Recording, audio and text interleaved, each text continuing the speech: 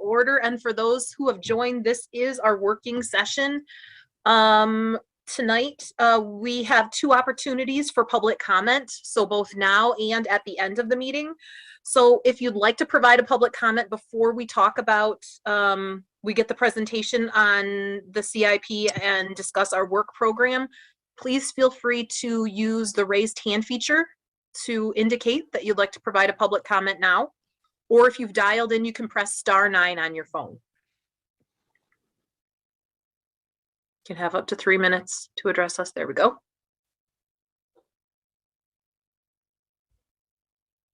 Caller with the phone number ending with 955. You can press *6 to unmute your phone and address the Planning Commission. Hi, good evening, Commission. Kirk Westfall, 3505 Charter Place. Work plan discussions are always exciting, to me anyway. I was happy to see that the by right site plan issue is going to council in a couple weeks. Hooray. With regard to the parking discussions, it seems like parking minimums, the discussion around parking minimums are being grouped with parking maximums and EVs.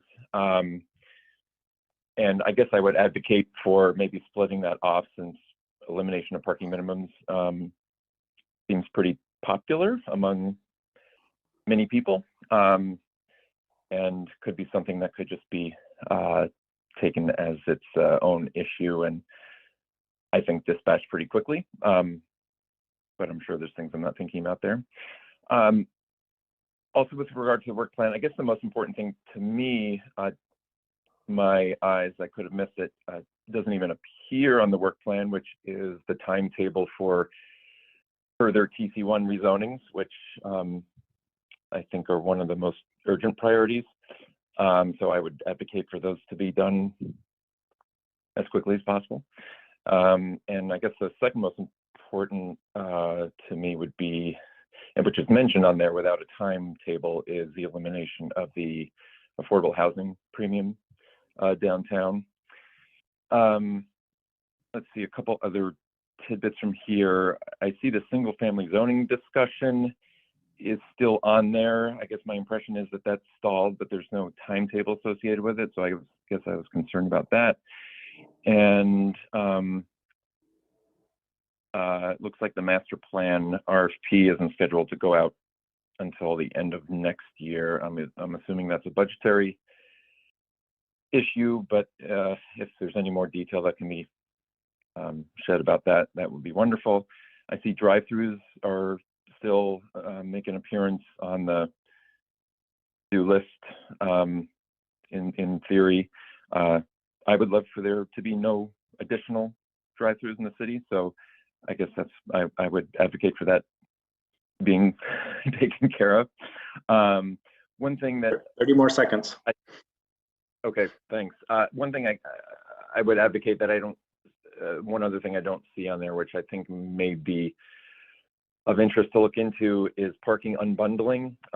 If we're going to be toying around with maximums and so on, and developers really want to build parking, I would advocate to see if it's legal or possible to be done through premiums and so on, is to force developers to unbundle the fees for parking. In other words, to charge us a meaningful amount for renting a parking space, so it doesn't punish the people who don't have cars. Thanks for your time. Look forward to the meeting. Thank you. If anyone else would like to provide a public comment before we go into the other business, you can use the raised hand feature on Zoom to indicate that.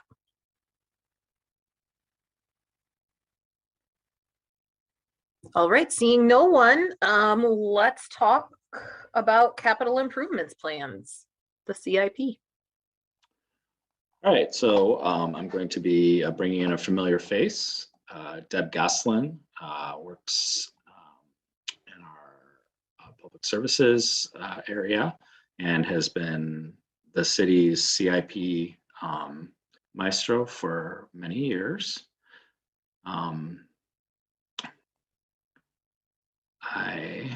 I'm getting her all set up here, hopefully, so she can share her screen as necessary. So just a reminder to set the stage. And I think we have a couple of new commissioners, so we thought it might be worthwhile to have a brief presentation here at the working session in advance of the public hearing scheduled for your next regular meeting for consideration of modifications to the existing CIP.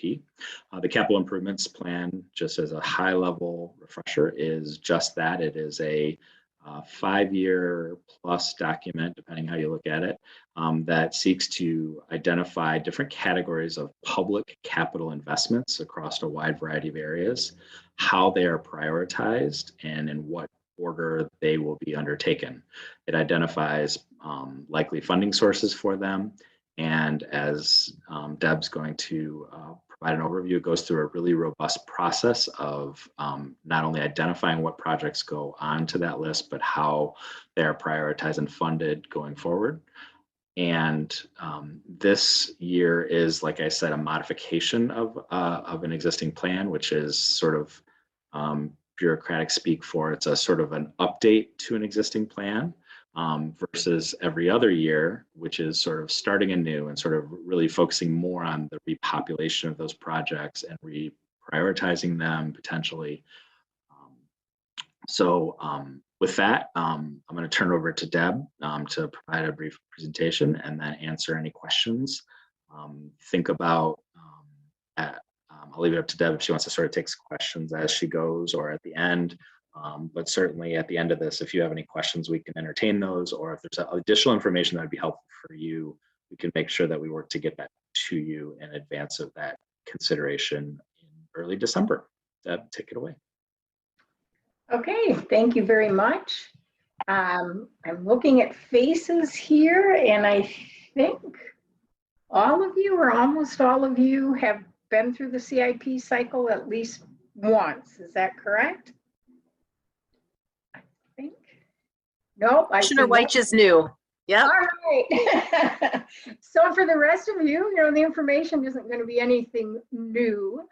So I am going to, go through a presentation here in a minute on the process itself, how it works.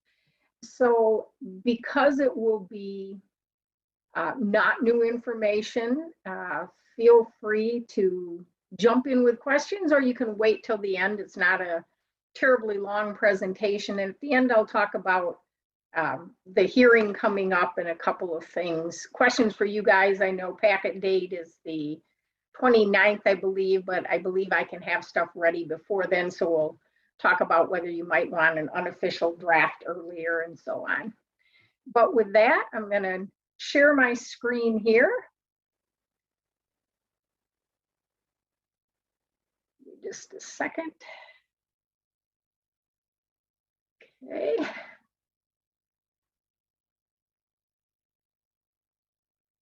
And give it just a second to load up here. There we go.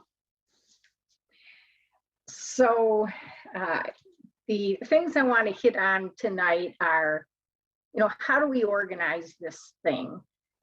Talking about how we divide it into categories, and then what the actual process is, where Planning Commission fits in and where Council fits in, and then what do we do to manage the CIP after it's adopted, a little bit about the timeline.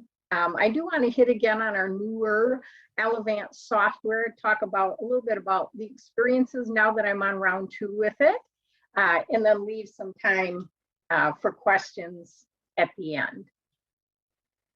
So as Mr. Leonard said, the capital improvement plan is a 5-year plus. The 6-year, I agree, is kind of a beyond sort of thing, but it is required by state law that you have a capital improvement plan, so it's not optional.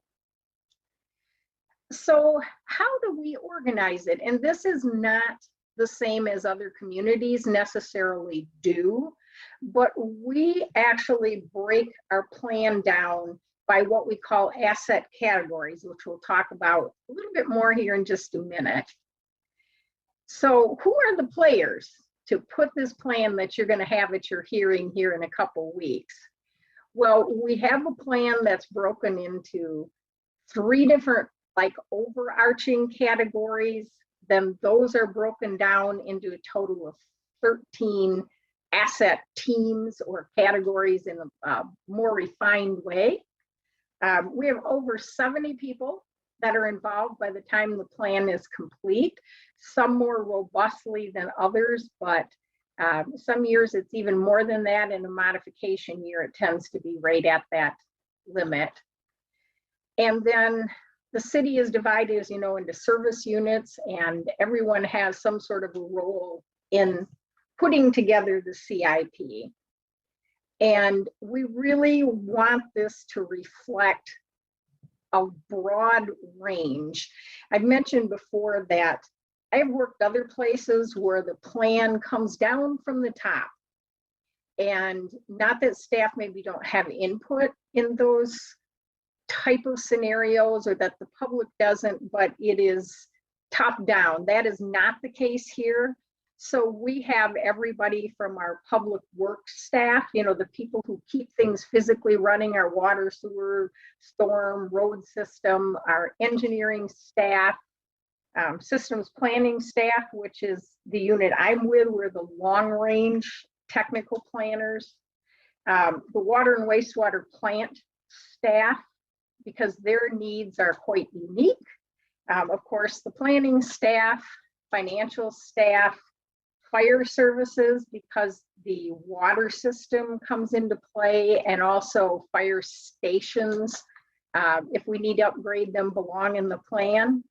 And then parks and recreation staff, so that's the inside the city, but then also the Downtown Development Authority and the Nature Area Preservation Team, and targeted U of M staff where we interact with them. So engineering staff from the university participate in the utilities.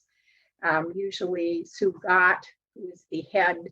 I've never known what Sue's title is, but planning, overall campus planning aspects. So we do invite university staff.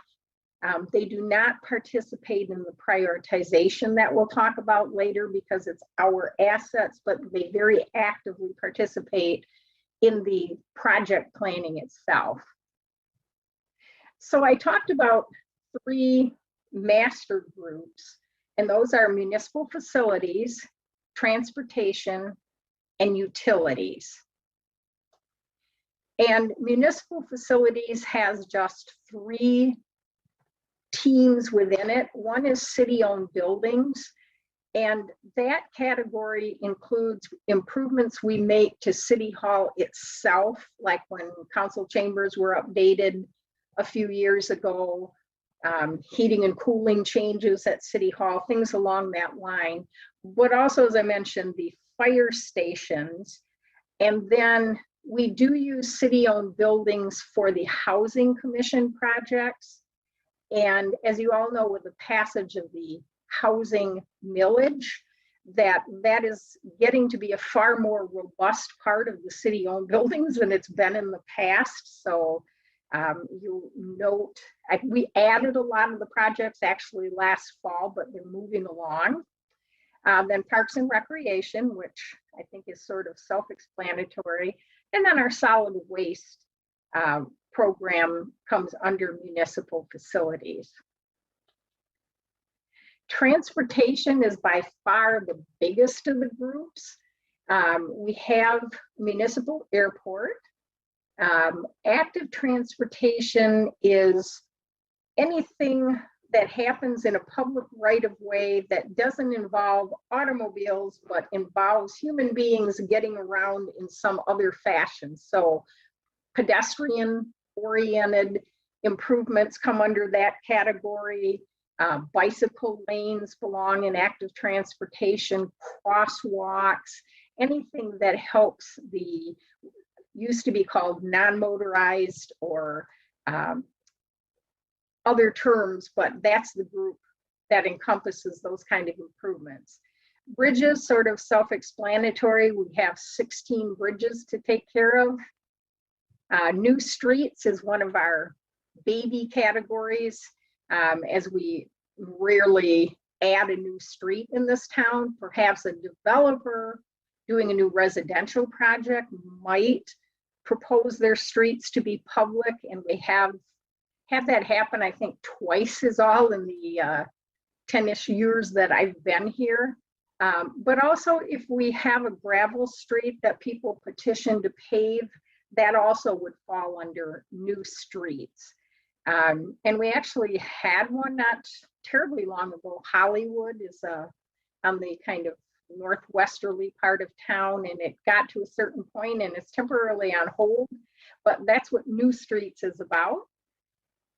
Other transportation is other things that happen in the right of way, not involving human beings getting around, but it would be things like taking care of our signal system, transportation studies we put in this category, and anything that's electronic. Like one of the new projects you'll see is adding more accessible pedestrian signals, like for people with vision difficulties, that they can be audio signal instead of just the hand we're all listening or normal to look at. So those are the kind of things that fall in other transportation. Then parking facilities is run through the DDA, but they are city parking facilities. So that's our structures downtown, our surface lots. Most of the surface lots, as you know, are being proposed for Housing Commission affordable housing projects, but we still have a fair number of surface lots. Street construction, you know, near and dear to all of our hearts. Please make our roads better. So that's all our paving projects, the orange barrel things that you see. And then finally, transit, which is quite small. Basically, for a number of years, we've had all the planning and progression on the train station project. We have some queue jump lanes for buses in there as project, but it's a fairly modest size category. And the third of the overarching groups was utilities, and that's our sanitary sewer system, our stormwater system, which would mean not just our storm pipes, but our rain gardens, detention basins, anything that helps us either handle runoff or improve water quality through the stormwater system. One thing that isn't necessarily familiar to a lot of people, but we actually consider our street trees to be part of the stormwater system because they play such an important role in capturing water and filtering. So you will see projects related to the urban forest in stormwater. And then finally, water. And in both sanitary sewer and water, they would include not only pipe projects, but projects at our treatment plants. And then, of course, we wouldn't know how to plan anything if we didn't know how much money we had to spend in each, which is everything has to be revenue driven or grant driven, but the financial team has staff both directly from financial services and also because almost everything here runs through public services. It's sort of a dual effort to provide those numbers to me so we know what our targets are for each group. So how do we make the cheese? And Mr. Leonard had mentioned that this is what we call a modification year. The only real difference in scope is that in a year like this, which are the odd number years, we only look at the first 2 years of the plan that was previously approved and look at any needed changes to it. And that could be a change in the schedule, change in the funding needed, or both. So in the full year, which is what I'm going to talk about in a little more detail regardless, is we have to first decide what projects we need. And so the first meeting we have in the full years, when we have 3 meetings for each group, are to gather the information on what do we need to do. And the proposal for a project could come from citizen or some other outside group, like we've had, very Washtenaw Biking and Washing, that would be good. Walking Coalition have suggested plans before, obviously the university, a number of sources as groups, but a lot of them are just plain a citizen who is saying, hey, water quality is not good on my street. I think it's time to look at the water main on my street. So we have that as a source.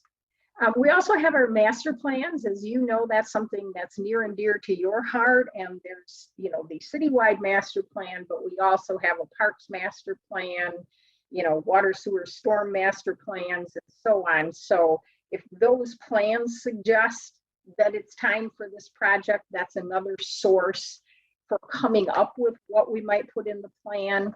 And then, of course, staff knowledge. The people that work with these assets every day know what needs to be done. Like the facilities manager will say, hey, that air conditioner's on its last legs. It's time to talk about this upgrade, or this street has fallen to a rating of 3 on a 1 to 10 scale, time to pave it. So the project needs can come from that, and also from the outside groups that we mentioned.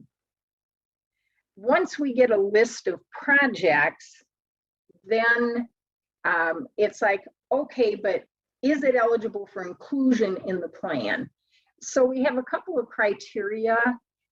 One of them is that the project should be $100,000 or more, which as big improvement projects go is quite modest, even though it's a lot of money. But we do also include any projects that maybe have 4 years in a row where they're spending $25,000. So as the plan looks at it, it's still over $100,000. We also look at a study if we think it's going to lead to a capital improvement. So we could fund, say, a pavement asset management plan, knowing that it will help set the path for what roads to pave in what order. And then the prioritization step we do not do in these modification years, because generally speaking, we don't add new projects in the modification year, but you will see a small number on your plan, and they'll be clearly identified as new. And that's basically things that have arisen either of an emergency nature, or in a couple of cases, a grant opportunity came up. So we were able to do some targeted new development based on an opportunity. But if this were a full year, we would have had a whole bunch of new projects added. And then we're like, well, how do we decide which ones provide more value to the community? So at the second meeting, we actually prioritize those needs. And we're now using a software model called Alivance that has what's called a strategic value scoring model. And I'm sorry, no matter what I do with this slide, at this scale, it's just tough to read. But we actually set high-level goal values, like in this case, regulatory and policy compliance, physical safety, access and mobility, coordination with other projects, and so on. So we figure out through a pretty detailed process, and then we go through a process to say which of these carries the most weight, and then we have to develop quantifiable ways to decide how to award points. And Alivance keeps it fairly simple in that we assign low, medium, or high desirability, and then we choose what sort of curve. Is it linear? Is things at the top more important? So it's, unless you go through the process, it's a little hard to explain in too much detail, but between those two things, each goal getting scored for its own particular thing, and then the overall weighting comes into play, and the project ends up with a score. And, the difference between this and the system we had up until last year is that we allowed the asset groups to tailor the scoring and the goals that made the most sense for their asset group. Like this was the active transportation group, and they chose one of the goals of user experience. Why would we be doing these things unless it makes it more comfortable, more safe, more something for someone to use our streets or some facility? So then we could cover everything from like sidewalk gaps. How do we score low, medium, or high? If we add a crosswalk, if we add a bike lane, we set 3 different levels so that if it did it at all, ones that do more than the other would get more points in essence. And so while we're going through that prioritization process, finance in the background is looking hard at the current financials, what kind of revenue forecasts they have, and come up with a funding availability. And last fall, if you remember, we said, COVID presented certain challenges. That is considerably better now, but it is still affecting things. Although, to be honest, it's affecting scheduling more than dollars at this point.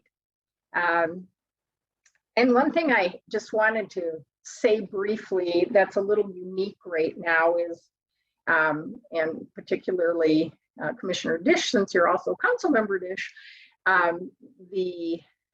there is some money coming back through the American Rescue Plan, what people commonly call COVID funds. But in terms of CIP, the process wasn't far enough along that I could directly incorporate in here, because while there are a whole group of possible ways to spend that money, some of which are capital, there's still a community engagement process and other steps to go through. So in terms of timing, it just simply did not dovetail to work it directly into the CIP. But of course, if decisions are made, odds are they aren't going to affect 22 or 23 anyway, but if they do, when we follow the timeline, you'll see where we could possibly make some adjustments. In most cases, it's not proposing something new, it's just funding from outside sources instead of the sources we planned on. But I did want to mention that because it's a little unique this year. And then we have to actually take all that information and program it to fit in specific years. So we look at the prioritization score. Obviously, no sense doing that if it isn't going to affect when we schedule it. We look at how many dollars we have available for each year.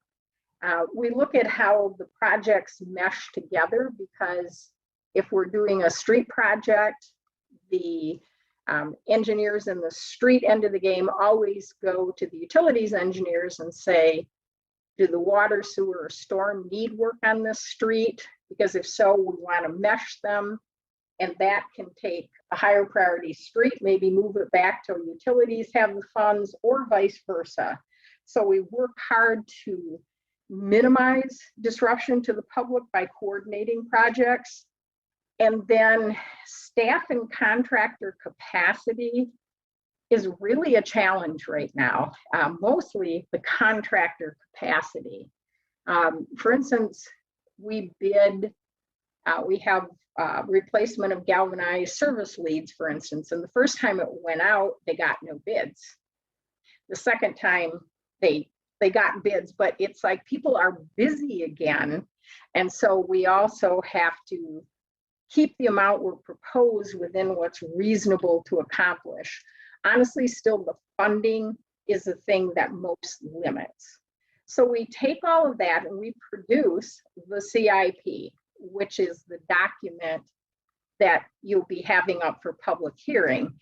So, you know, we look at whether things fit together. We put in the highest priority projects first, and we just keep adding projects in a given year until we've hit our funding target. And then we just move on to the next fiscal year and keep adjusting back and forth until everything fits together and we've honored the priorities, the funds available, and made things work together. So then I take the raw data, that's the plan, and I will always produce for you some reports on, you know, how does this compare to last time? We have more, projects, less projects, dollars up, dollars down, a number of statistical reports, and prepare the draft plan. Then we come to the Planning Commission, and under state law, planning commissions are the entity who approve capital improvement plans, not City Council, the Planning Commission. So this work session like we're holding almost always is part of it. And then we move on to the actual public hearing, which is what you will be doing. And I assume nothing has changed, Brett, for December 7th. And after going through and asking for whatever revisions at some point, then you'll vote, and that becomes the approved capital improvement plan. Then City Council still has a super important role, but it's just a different role. So once your CIP plan is approved, then it becomes the building block for the capital portion of the city's budget. So after your adoption, finance takes those numbers, plugs them into the capital plan. If there are general funds involved, administration has to make kind of last minute adjustments on dollars there. And then the bottom line is the plan more or less exactly as you approve it with little tweaks for usually in the area of general funds, it becomes what City Council uses. And then in May, the total budget, including the capital portion of the budget, is voted upon. So at that point, you've got a plan that you've approved, you've got a capital budget based on it that council has approved, but now all these projects have to get built. So a number of years ago, the city decided that we needed an oversight group of staff to help keep things moving along and on target. So we have the Capital Projects Advancement Network, just simply called CPAN. And we monitor kind of from adoption through project implementation. And that group has people from engineering, systems planning, public works, and finance. We meet twice a month, more if there's something tricky that comes up, like bids that come in really high, but we have to make a decision now, but generally the twice a month process. And then if we need input from somebody other than the standing members of that committee, we just roll them in. As far as the timeline, we always do the kickoff somewhere around Labor Day, and then finance all the way from September to say the middle of October is coming up with those numbers. September through October, we're holding those process prioritization planning meetings. Then right now, I'm in this step with actually drafting the plan based on the results of that. And then we'll be getting the draft to you shortly.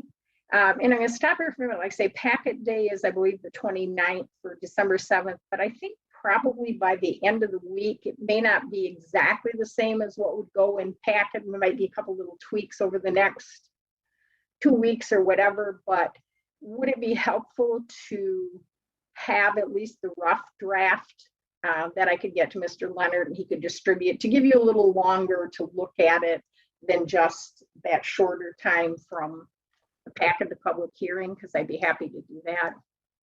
I don't know if you can see our faces. There's lots of nods. Yes, that would be much appreciated. Okay, and one of the things I do in the modification years is it's, you know, a little crude, but it's been very effective, is I color code on the front. This is a time change. This is a dollar change. This is both. This is a new project. So you will know what to focus in your attention on. So I will gladly do that. Then you will hold the public hearing, and you know, it's always December or January. This year, because it's modification, we're able to make the first meeting in December, and then City Council adopts the budget come May. And so for most of you, you've seen a plan sheet, but it's not, you know, like sexy looking, but it will have, like, this is city-owned buildings, name the project, give their prioritization rank, then what year we're planning them, and how many dollars, and we always put it in thousands of dollars. So 400 is 400,000, just to keep everything fitting on a page. So the plan you'll get will be a multi-page document organized by those asset groups. And then we tally up the grand totals for you at the end. So that is basically the process. And I'm going to get this off and stop my share so we can see each other a little better. My mouse is being cranky here. Brett, is there a way for you?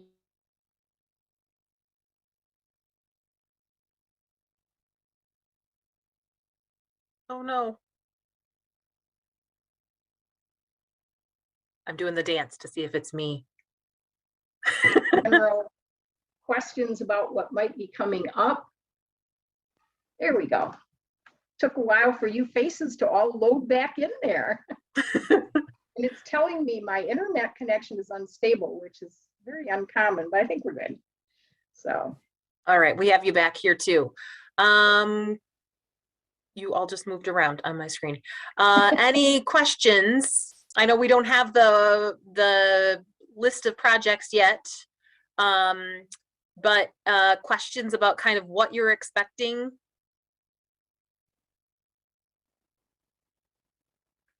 I know it's getting old hat to most of you, so.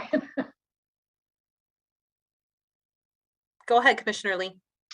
Are you seeing a lot of price and construction inflation just from material pricing? And do you guys have some level of like buffer built in for, you know, just what we're going to see literally this year next?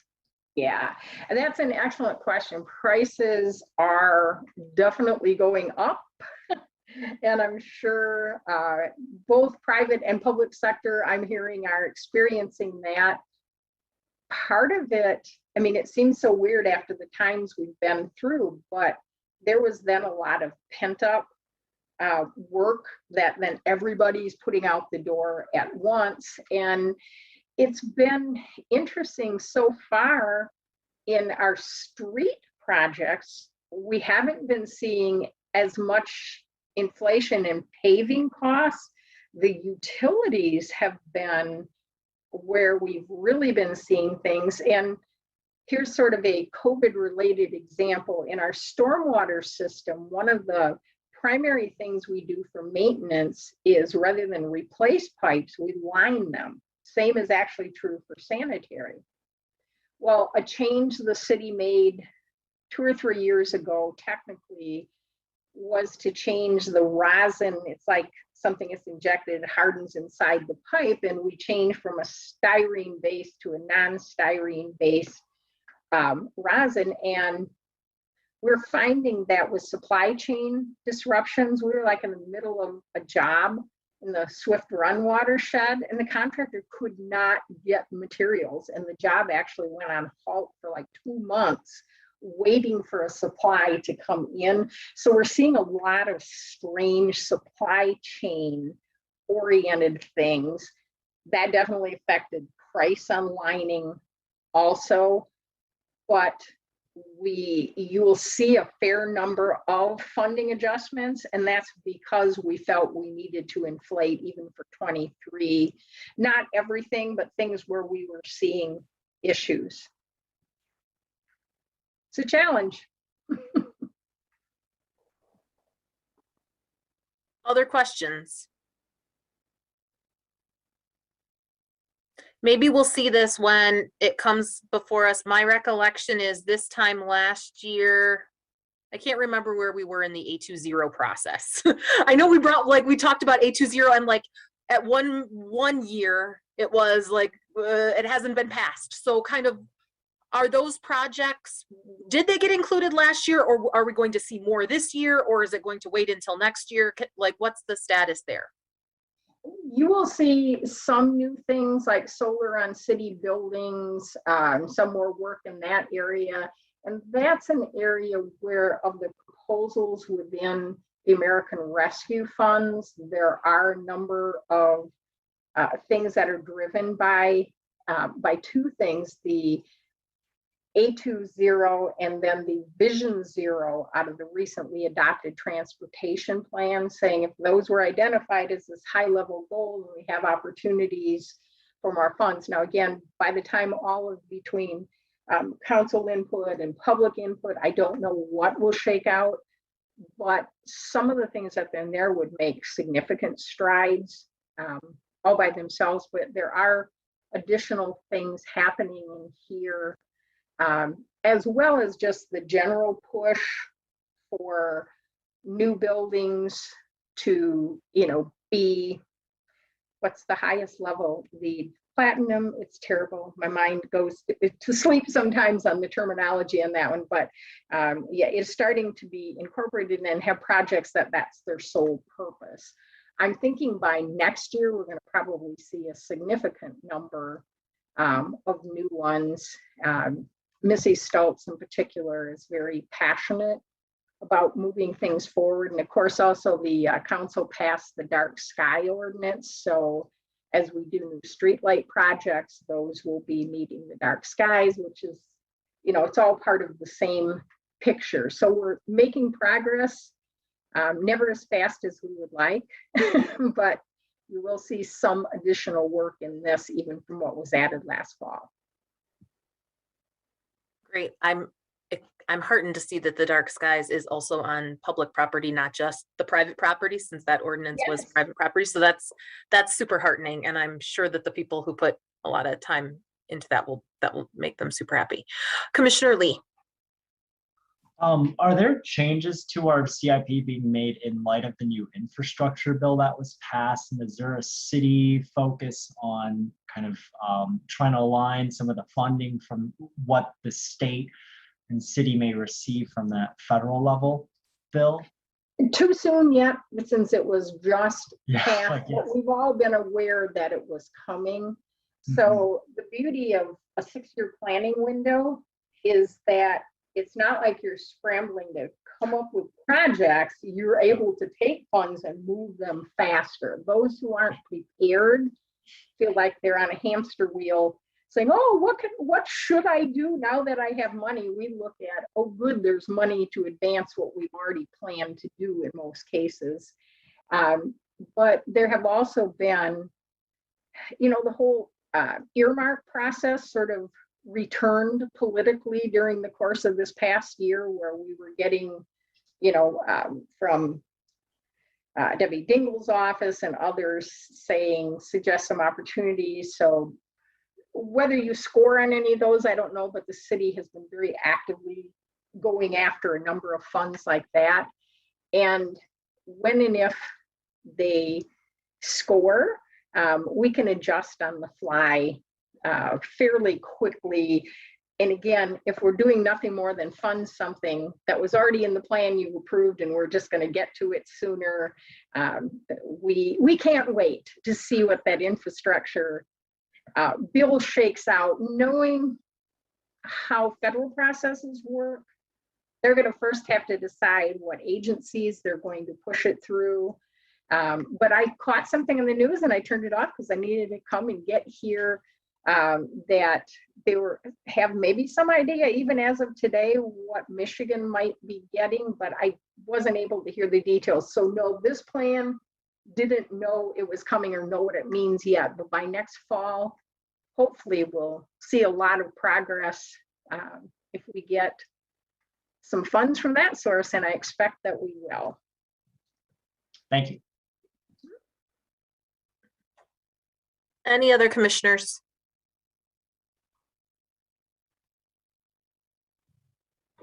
All right, well, thank you very much for joining us. We'll see you in a couple weeks, I guess, and look forward to the draft. You said next week?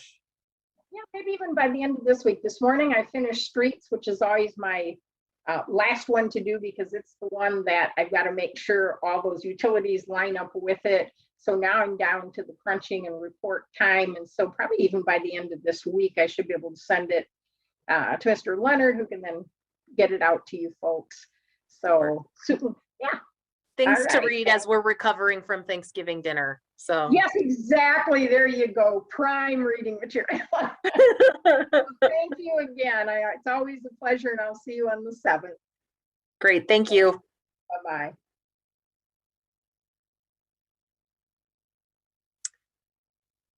All right, Mr. Leonard, work plan, Yeah. work program.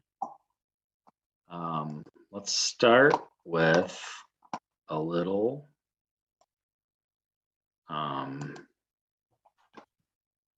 good news.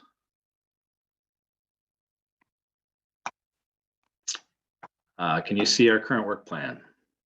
Yes. All right. Is it super zoomed in so it's actually readable? So this is our current adopted plan for the 21-22 fiscal years. And couple of things in this. So just as a reminder, the structure of our work program over the last couple of years has been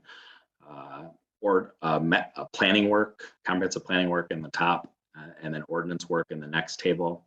So as you just heard, capital improvements is going to be something that continues to appear on the Planning Commission's work program forever and ever and ever and ever.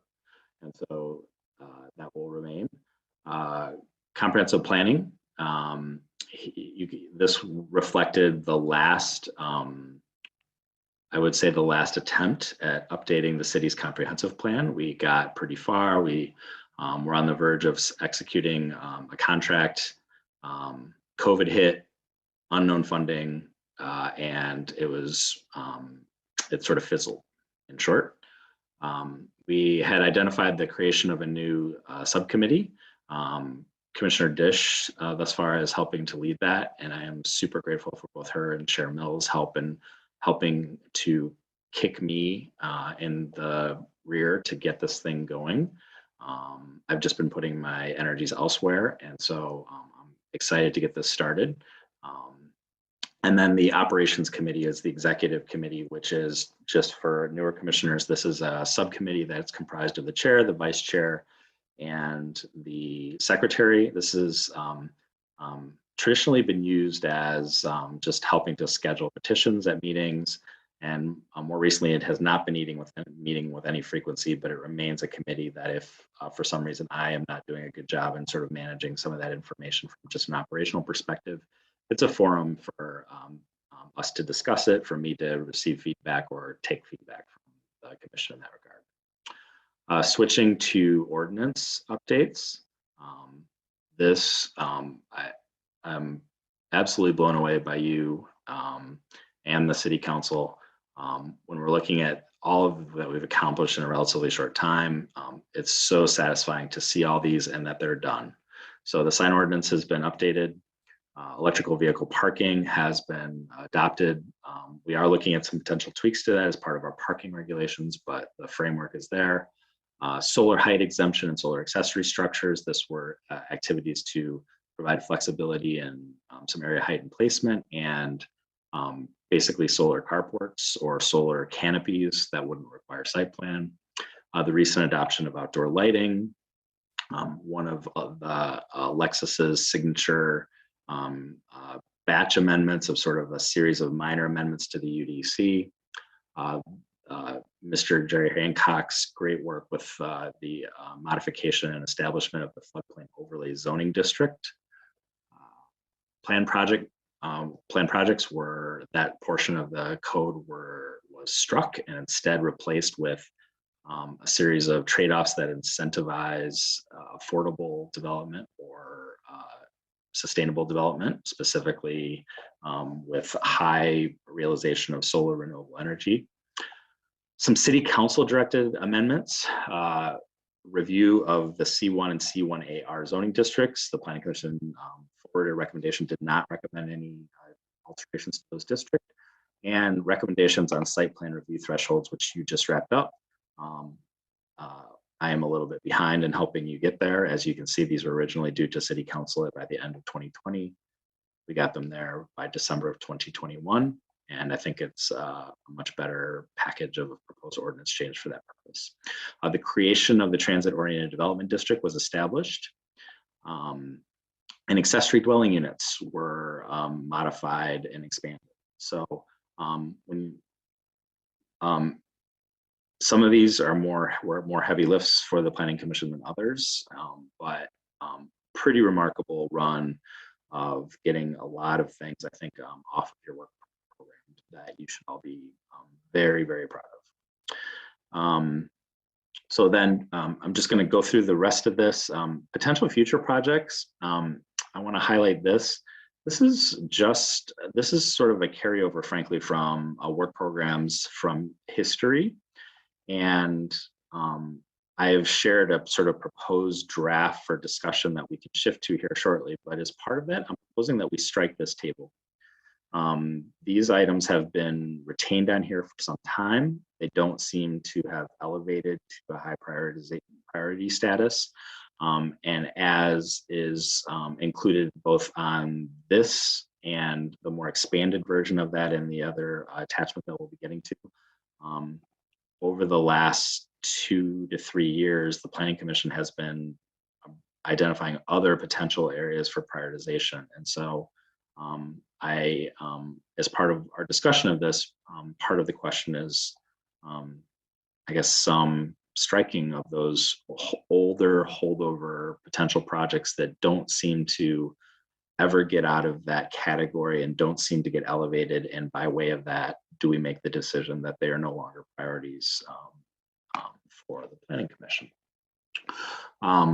So this, at the time of adoption, this was some of the other potential work program items that were raised at different times. I did my best to be faithful to making sure that we're taking good notes at meetings when commission proposed business, or sometimes it's a comment during the context of a particular petition and the like. And a more expansive version of that has now been included, was emailed to you. It's also available in the packet, which reflects updates to that through our most recent meetings. And what would be valuable for me at this point is your feedback, ideas about what you want to see elevated into that table, particularly I think of ordinance changes off of the potential list, and help a discussion about how to prioritize those. Because as you know, despite a lot of success, and I'm optimistic that we're going to get through a lot of them, we'll do better if we do prioritize them, I think, and bite off a couple at a time, as opposed to trying to simultaneously take on all of them. So I can pull up the draft I've provided, but I think that's been provided in advance to all of you as well. I am ready to answer any questions and take notes. As a reminder, this is a working session, so we're not going to finalize anything, but the goal here is for you to help me provide the feedback so I can present a product to you that resonates for adoption at an.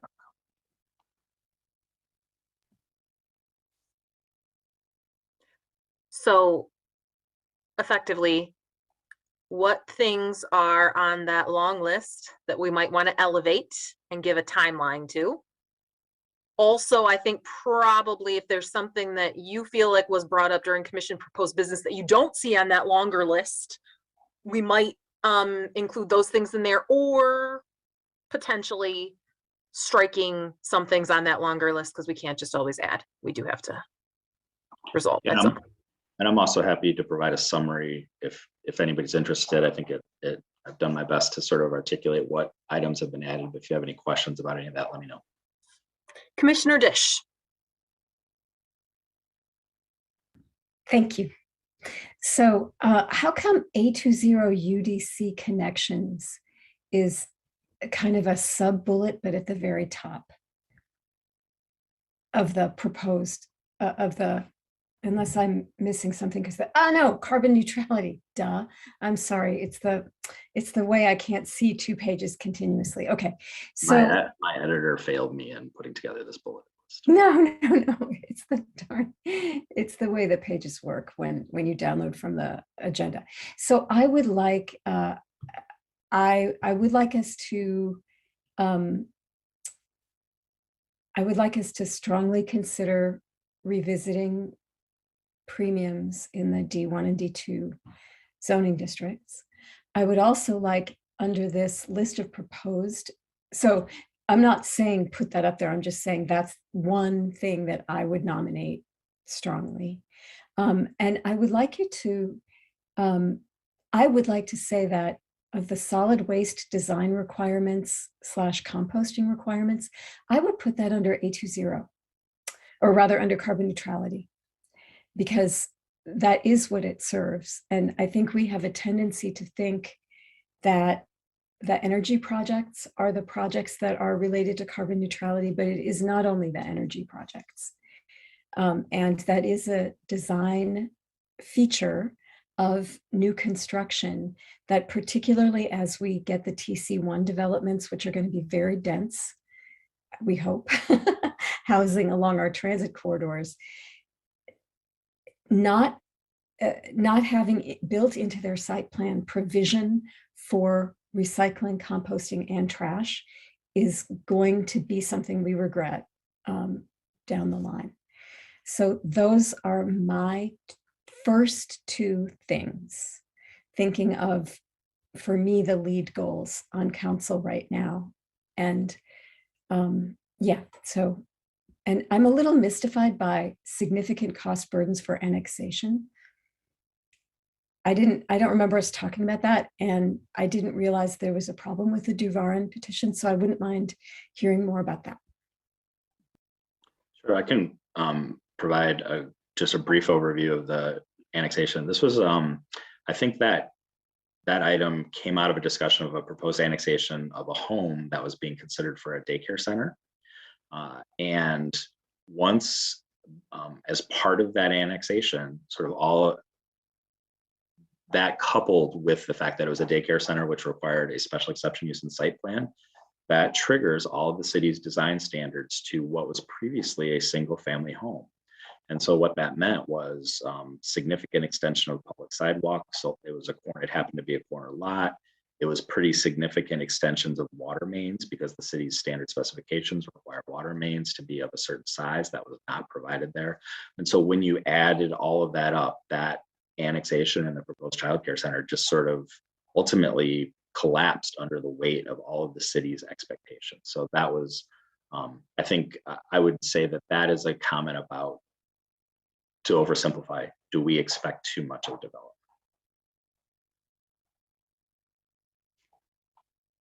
Commissioner Gabrandel.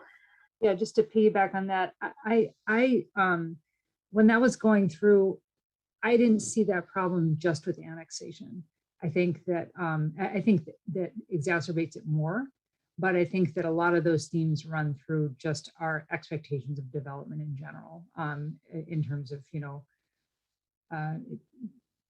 other communities, unless it's like a big development that's adding 200 or 300 homes or something like that, they sort of expect that the water main has already been upgraded by the municipality and things like that, where we put that on developers as part of the site plan review process. And so I think, and I don't know that it's just annexation, I guess is what I'm saying. It feels like it's bigger than that to me, and especially, Mr. Leonard, when you did all those interviews with people too, it just seemed like that was a theme that wasn't just confined to annexation. So I would beg to differ a little bit by the categorization of that, and think it's a broader issue.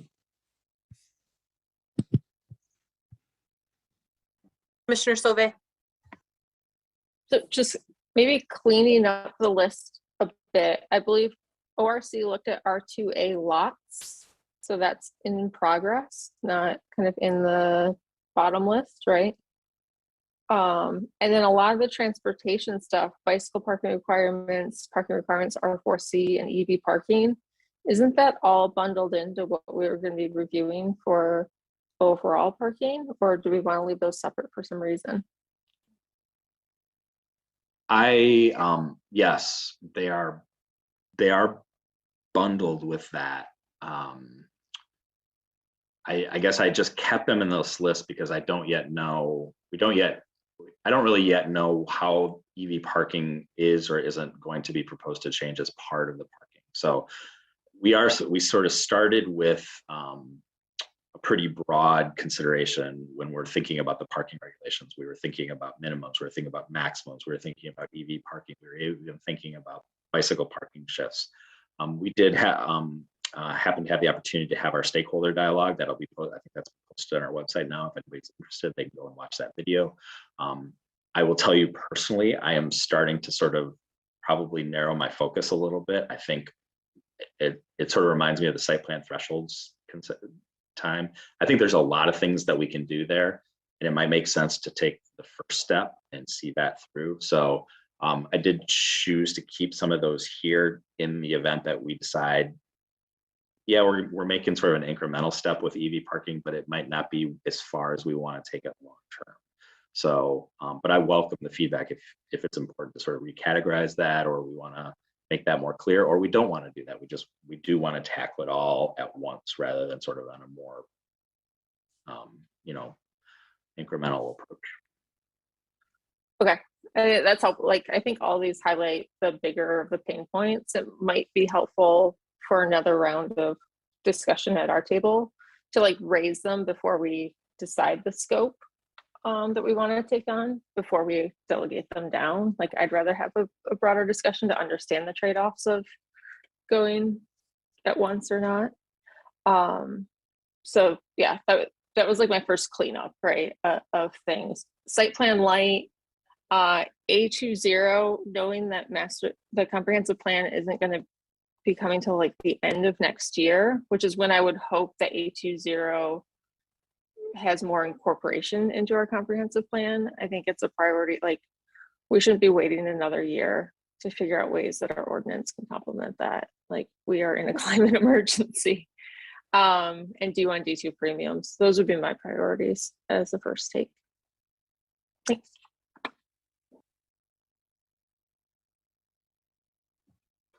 Other observations, questions, comments? Commissioner Dish?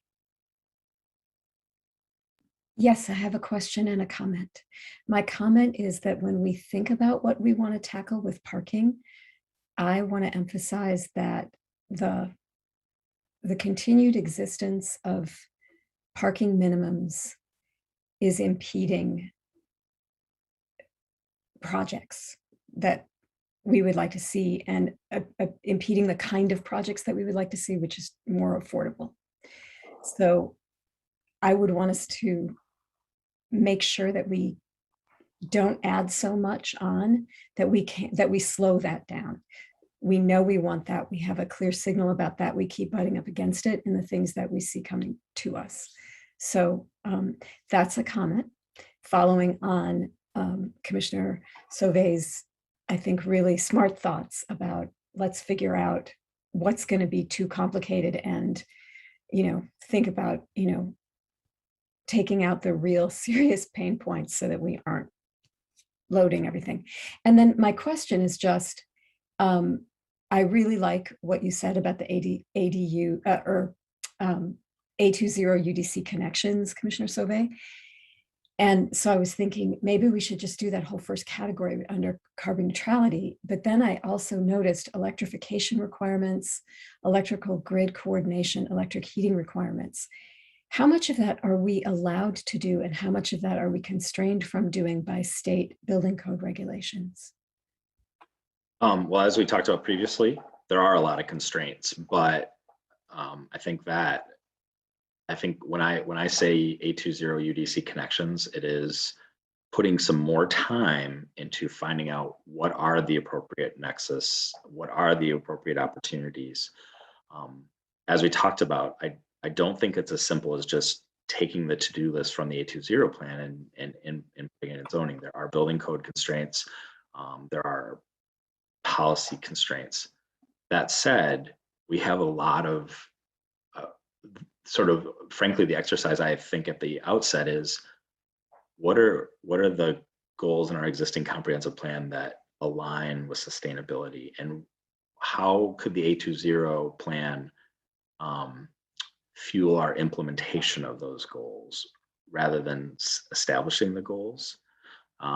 So there are barriers. It won't be easy, but I see the exercise as trying to find what are the opportunities for us to use zoning.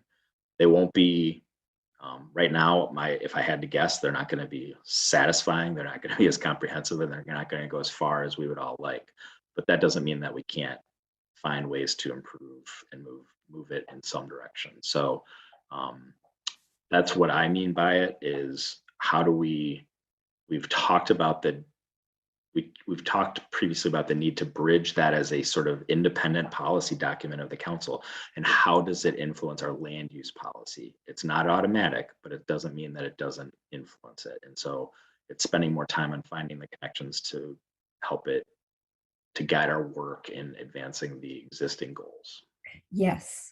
So I think I was referencing the first line, the first bullet under carbon neutrality. And I think that's part of that discussion, but I think, yeah, those are great examples of the ones that are going to be more challenging from a code legislative perspective, but I wouldn't say that let's omit them. Great. So maybe we do both, the bottom and the top. Yeah, they're together. That's great.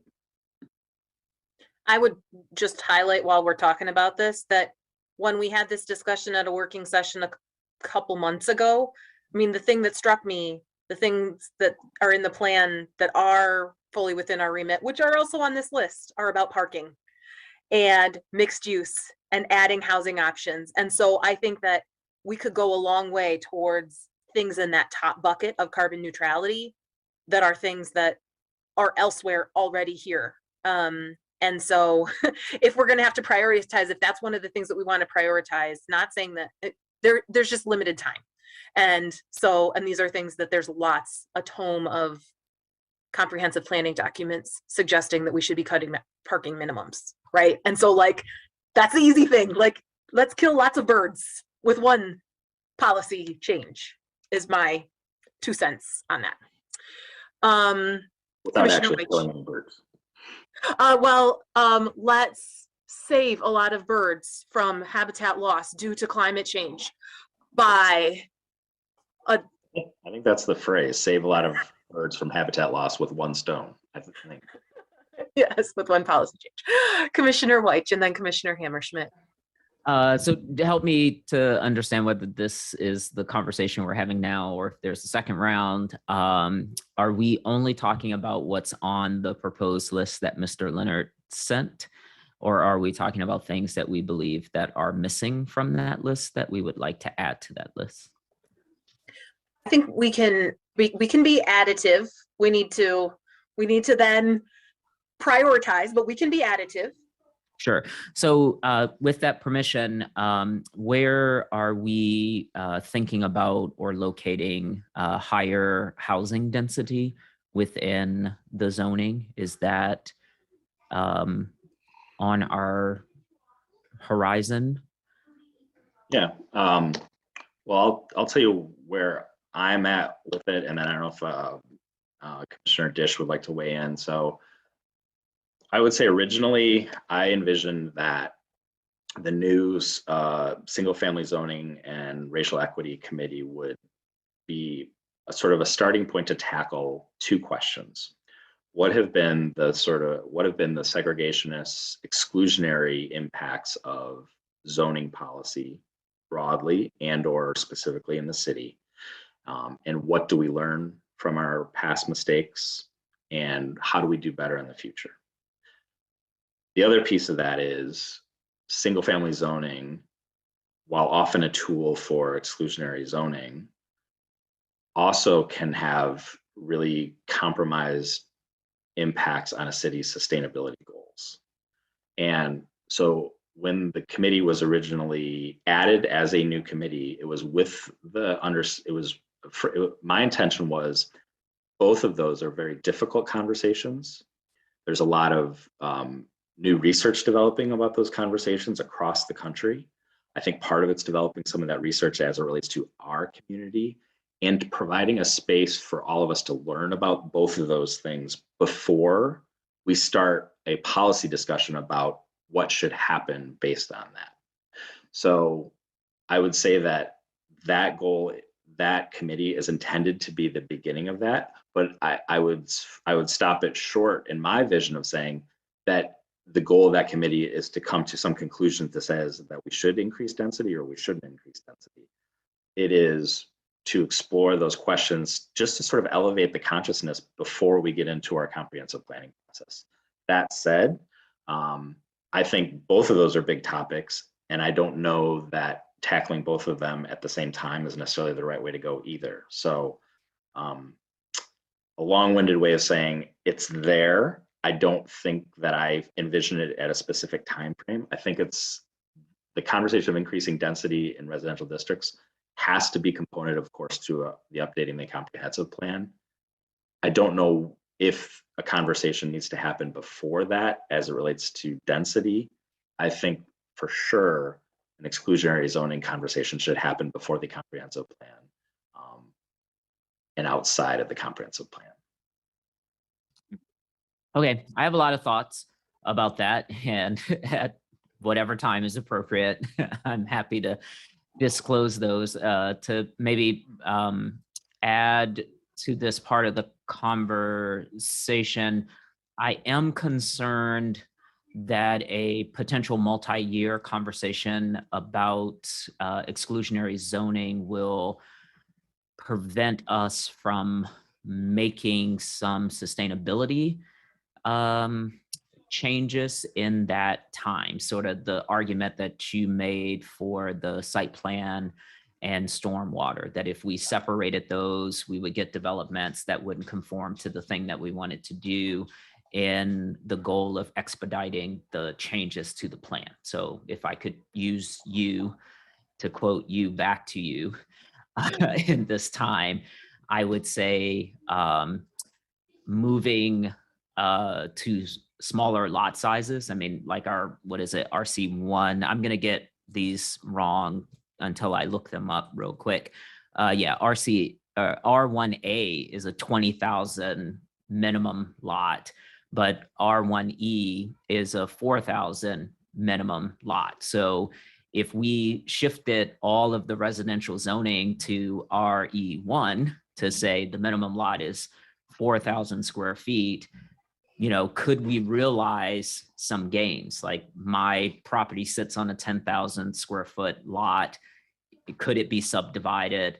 And could we see some higher density without the sort of coming conversations around neighborhood character or heights and things like that? Like we could just skip all those conversations because it still sits within our zoning.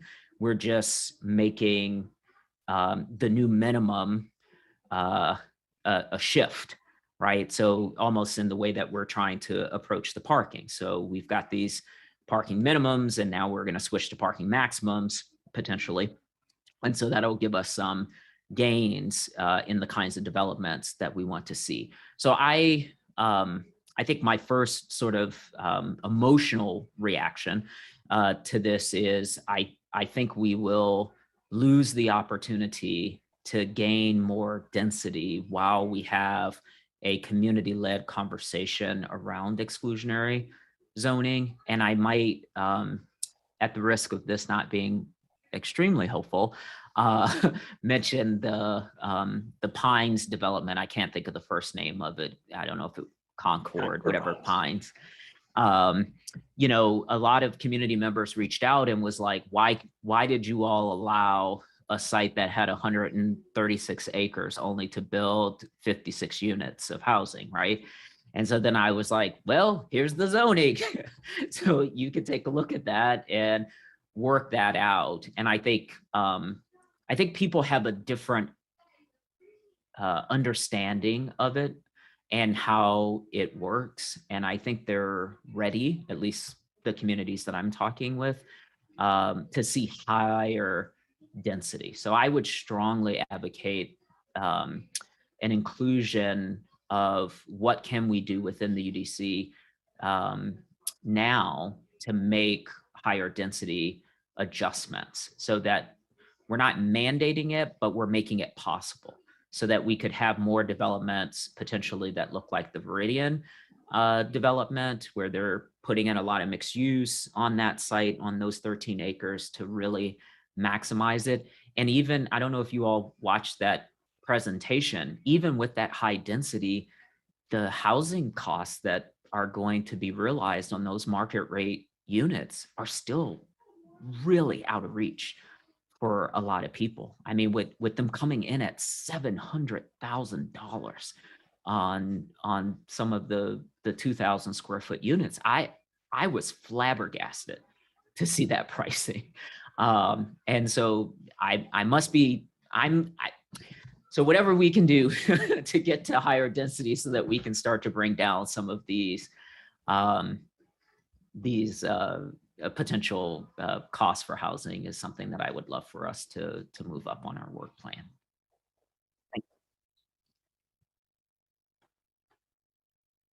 Commissioner Hammerschmidt. I'll plus on that. But I did have a question about the conversation we just had about the connections to A20.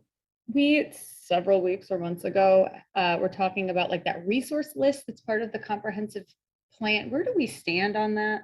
Weren't we supposed to do something for you? And should the A20 plan then be considered like a resource or like sort of part of the comprehensive plan going forward? So this was the conversation. So the A20 plan at its adoption had some very specific. First of all, it wasn't adopted as either a resource document or as a comprehensive plan, and it went a step further. In fact, at the time of adoption, there was dialogue at the council table. I don't know that it was reflected in the action. I would actually have to go back, but it was specifically conceived as not altering the city's land use policy. That was part of the discussion of that no, the city's land use policy still governs the land use decisions that we make.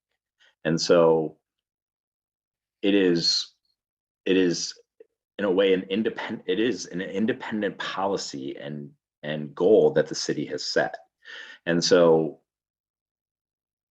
I don't say that to say that it's not relevant to land use, but it doesn't give us an automatic connection to say, okay, let's go ahead and rewrite our UDC to what the A20 plan says, because that's not the legislative process. When for those that I've done your orientation with, you've got the planning process is open, it's wide. Once you adopt your ordinances, that's how you communicate. And so right now, that A20 is in the sphere of what the city wants to accomplish. It's truly not in the sphere of the city's land use policy documents that it has adopted. And so the exercise that I'm talking about is to tease out the components of that where there is a connection. I know that sounds a little bit bureaucratic and sort of detailed, but that's, I think, to do it in the interim before we go to our comprehensive plan and replicate some of those policies about increasing density in residential areas, parking, reducing vehicular miles traveled,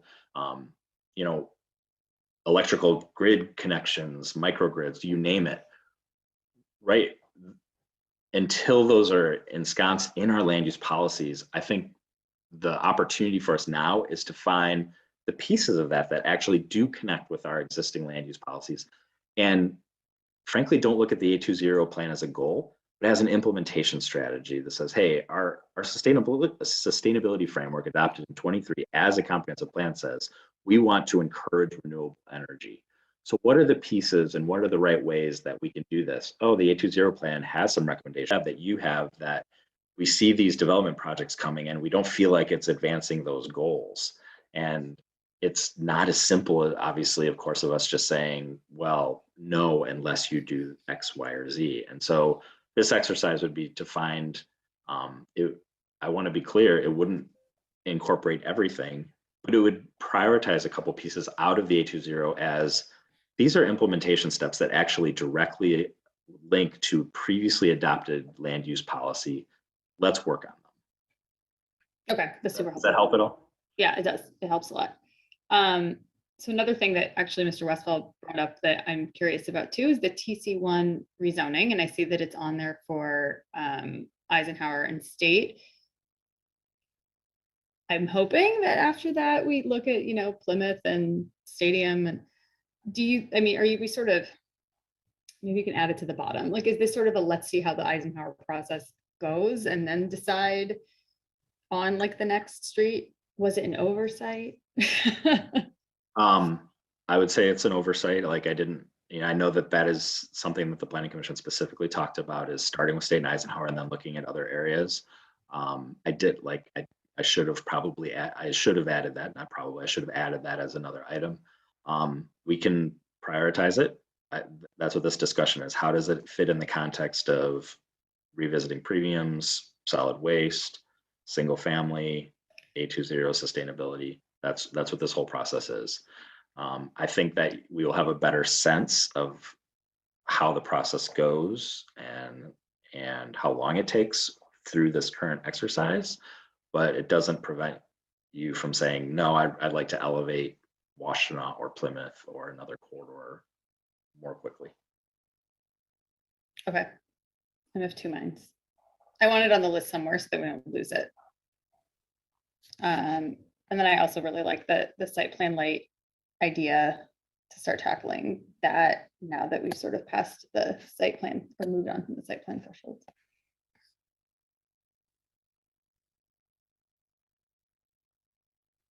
Commissioner Abrams. Oh, you're muted. Okay, thanks. I will add a +1 to premiums in D1 and D2. Anything to do with density and affordable housing. I'm not quite sure yet what that is. And I would +1 the site plan light conversation. When I look at the list, the one thing that jumps out at me as being a kind of direct line to density, I think, if I remember correctly, is the R2A lot sizes. Is that right? That was a conversation about reducing the minimum lot size. Yeah, it would enable more R2A. If the lot sizes were reduced, it would enable more R2A lots to actually be realized as duplexes. Because currently very few meet that requirement, right? And I think just to remind us, like the description of that zoning category is that it's supposed to be similar to single family homes, but slightly more dense. But the minimum lot size is more than, twice what it is in R1E, right? So to Commissioner Weitch's point. So anyway, so that's on there. So I would add a vote for that. And then I wondered if you could remind us what the joint city council and planning commission meeting was. I have a vague recollection of that conversation, but I can't remember what the topic was that we were going to discuss. Yeah, I don't know that it was a specific topic. I think it came out of trying to remember. I think it was just a recognition that might have been in context with Concord Pines. It might have been more general, but just I think recognizing that the city council is sort of at times, I think, struggling with some of the same concepts that the planning commission is: how to advance affordability goals, how to advance sustainability goals, what's the future of residential zoning look like. And those are big policy decisions, big conversations. And I think it was some conversation to whether it's those or other topics, just to make sure that the two groups are working on the same page towards the same goals. And then I think more broadly, in the past, those joint meetings had occurred with some frequency. I don't know if they were quite annually, but they might have been annually. But they tended to be a little bit more topic focused. And I don't think we've had one since for 5 years, maybe. Yeah, definitely not in my time, which is half of that, but yeah, definitely not in the last 2.5 years. And then I would +1 the TC1 corridors. So I think those are the things I would prioritize. And again, I guess like Commissioner White, I'm, very, very interested in anything we can do to increase density and related to that, get more affordable housing. And more attainable housing. So if not like technically affordable housing in the kind of AMI sense, just more housing, therefore cheaper housing. But I could use some brainstorming about what the tools at our disposal really are at the moment. So I'm not sure I can like name that as an item for a work program, but just as a kind of declared priority, I'll put that out there. I would say it relates to our discussion just about sort of a cop out, but what are the zoning levers that could advance more affordable housing development? Right now, we have it through our sort of modified area height placement standards. If you're providing affordable units, you get some flexibility in your setbacks, potentially your height. In our downtown, you get extra height if you are providing affordable units. You get, of course, the premiums that we're talking about. As you provide more affordable units, you get more FAR. I think it would just ultimately be exploring, other aspects of that. I think parking is contributes to that as well, as we look at parking minimums and reducing that cost to development. In a way, it helps cost, but in a way, it helps density by providing more physical space potentially for the use of, a square foot of housing versus a square foot of parking. So, I'm trying to figure out how to ask this question. Is there what kind of support could we get as a body for some kind of like, it's not quite like a literature review, but like a kind of scanning of, recent research and studies about this, like about these levers, like what are people doing, what's working, what's not working. Like, I think we all individually try as best we can to, educate ourselves and keep up to date. But I also imagine even between us, we could share resources, maybe in a more formal or organized way, so that we could work on this, I think, in a more kind of focused manner. Would be something I think is interesting to think about. I don't know where there's room for that, but. Yeah, so we can definitely work to try to get those resources. Actually, a great book, if you haven't checked it out, it's called The Affordable City. It's actually a pretty accessible sort of a compendium of different ways that communities have used different strategies to try to incent affordable units. That, of course, has to be layered over our state legislative framework as well. But that's definitely possible, and that could, that could be part of this work plan. We could potentially look for some outside help, but like you said, I think we could probably assemble a lot of that. You'll also find some of that in the 2015 economic equity and housing affordability analysis. That's where some of the recommendations came from, is what tools have been successful elsewhere, which ones can work here. And that really informed a lot of the strategies that are in that resource document as well. Yeah, thanks. Commissioner Dish. I moved when you spoke. I wondered if, this might not be the place to discuss this, but it seems like some of these things are easier than other things. And some of these things might be things that we could hire labor to execute, whereas others are more policy focused and we would really need to do them in-house. So, something like the site plan light, sort of the part 2 of thresholds, I think we want to accomplish that. But I don't know if that needs, in-house. And I wanted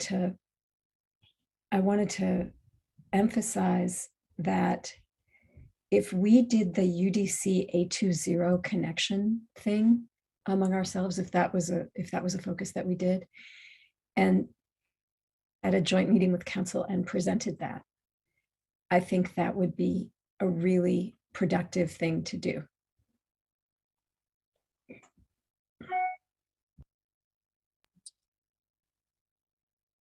So I think a lot of you brought up the things that I had circled on my list as being most compelling. One of the things that strikes me I think it makes a lot of sense to separate out minimums potentially from the other things, just in terms of like, what is low hanging fruit. I also think, we know that establishing like what is an appropriate maximum so as not to deter development is the tricky thing. But at the same time, this is why I would give the +1, maybe this is like the 5th +1 or something, to doing some additional TC1 rezoning, because we do have maximums in there that will provide more of a natural experiment to see if we've gone through the process of rezoning and we're not getting anything. There's something broken about that. And it may be, and what I like about doing more TC1 rezonings is that it is both helping to provide that experiment of having a parking maximum, we already have some parking maximums, but this is a much lower parking maximum. But it also is inherently based on the corridors that we talked about building additional residential units. And so I feel like that in some ways, focusing on that gets us both this a little bit more movement towards down the experience curve with parking maximums, but also goes towards the getting more housing choices in the city, which our tome of documents supports. So that's why I might make the argument to prioritize that in the shorter term, just so that we can be making progress on both of those things. I do think that, again, I'm cool with separating out some of the transportation things, but I want to highlight that one of the things, once we pass the site plan stuff, once council looks at site plan review thresholds, our EV ordinance is going to be effectively like gutted because all of that was a lot of it was based upon site plans that go to council. And so I feel like that links clearly to parking minimums, and do think that we should probably in short order do something, even if it's just a quick fix on that. I see a connection, even though I don't feel like it's been stated. Maybe this was like the connections that I was drawing between my different things. The things that we do towards site plan light are, I think, connected to the annexation or the infrastructure requirements. And so I think that is, again, kind of killing two birds, not totally the same thing, but site plan light might help pave the way to think more generally about what kind of infrastructure we are putting on new developments in the city. What kind of, those things. The other things that I have circled on my paper, I circled R4C because it's filed here under transportation, but if we strike parking minimums, the the parking part of that is going to be moot.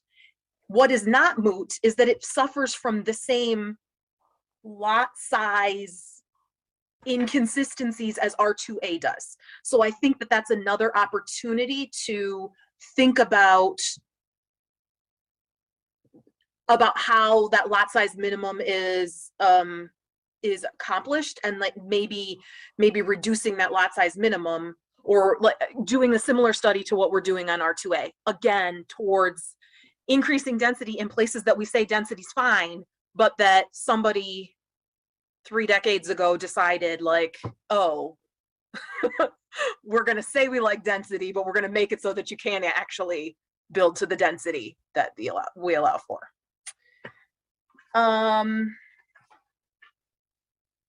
So that, I don't think that that's a top priority, but I would just want to, if we could rename that, I think that that might help keep, because I don't want to lose that. I mean, that's actually some of the places that are on transit corridors, or that are not on transit corridors but are very walkable, are R4C. The final thing is, what in the heck is uncode? Or am I even saying that right? So glad you asked. This was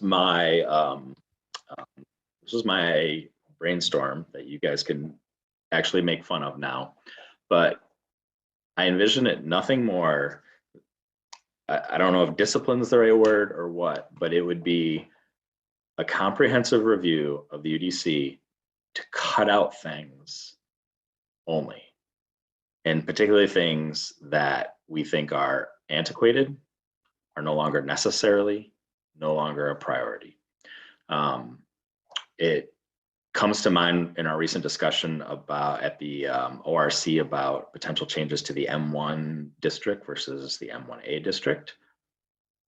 One thing that I think of is, I don't know that we need an M1 and an M1A zoning district. Let's get rid of one. I don't know that we need a zoning district that does nothing but supports townhome style residential. Maybe that could be incorporated more broadly into a broader residential district. Maybe we don't care as much about screening anymore, and we care more about deciduous shade trees from a sustainability perspective. So when we're talking about buffers, right now we require them to screen adjacent land uses. Maybe that's not as important to us as a fence or a shade tree. So going through the code and asking some hard questions about whether or not things still need to be regulated in the way they are, towards maybe it relates to that sort of development expectations that apply to everything. But I think what happens is communities like ours, where we've been zoning for probably over 100 years now, we tend to add a lot of things. And if you look in our UDC, it still references a lot of language and construct from our first zoning ordinances. And that's because it's comfortable, it's familiar. And apart from throwing the whole thing out and adopting something totally new, I think it's worthwhile probably to go through and do some hard editing to make sure it still has all the stuff that are important to us. And so that's what I envisioned, and I just threw a crappy name on it, but that's the exercise that I envisioned. Thank you for explaining what that was. And it wasn't that I had like just fallen asleep at meetings and missed whatever uncode was. And I think that's a fantastic idea. I mean, in terms of kind of what Commissioner Abrams was saying about like, do we know the suite of things?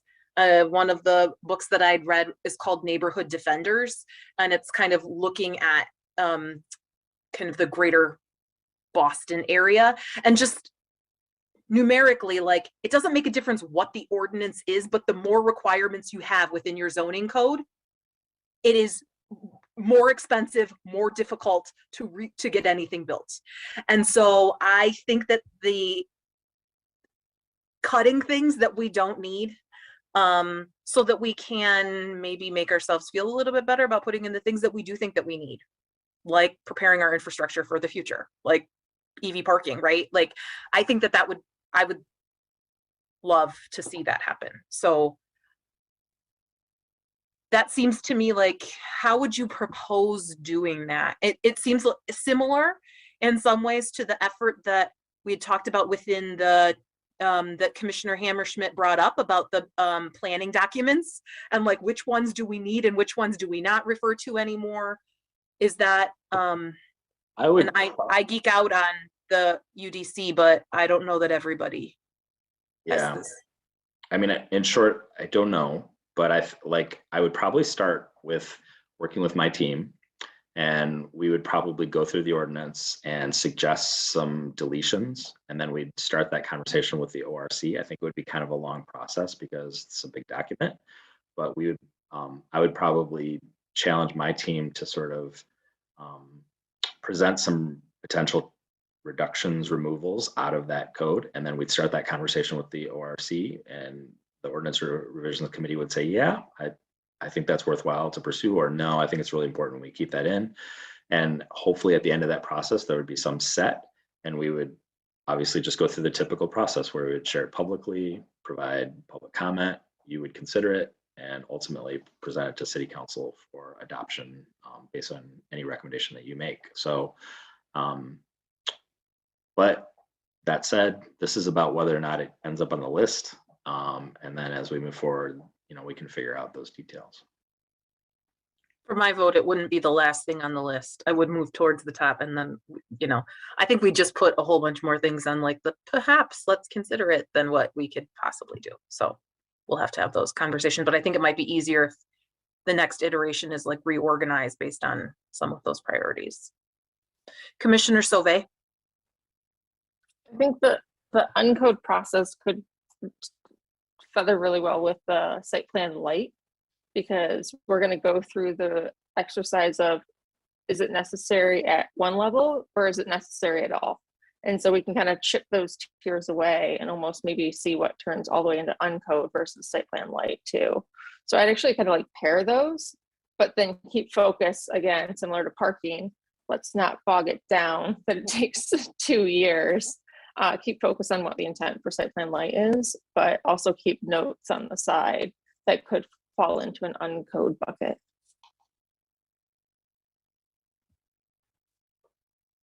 Commissioner Gibrandl. I agree. I was going to suggest the same thing. So I also like the kind of layering of the UDC, business with the 820 stuff. I think that makes a lot of sense.